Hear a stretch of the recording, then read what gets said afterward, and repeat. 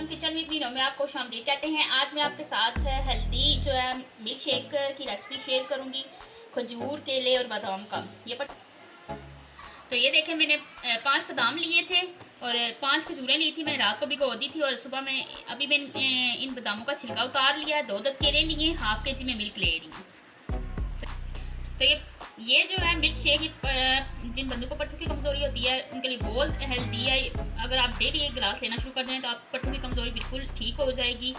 तो चलिए हम बनाना स्टार्ट करते हैं। तो जूसर के अंदर मैं जो है हाफ के जी मिल्क ऐड करूँगी,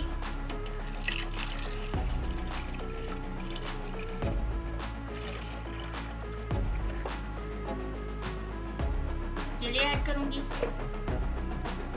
बादाम और ये खजूरें जो भी कोई थी ये ऐड कर दें, और 2 टेबल स्पून जो है मैं शुगर ऐड कर रही हूँ। आप अगर नहीं ऐड करना चाहते, आपको पसंद नहीं है तो आप मत ऐड करें। मिल्क मैंने फुल फैट लिया है, आप डिब्बे का भी यूज़ कर सकते हैं।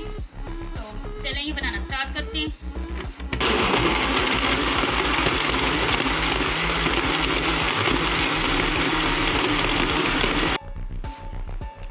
तो ये देखें, हमारा मिल्क शेक तैयार है। अब मैं आपको सर्व करके दिखाती हूँ।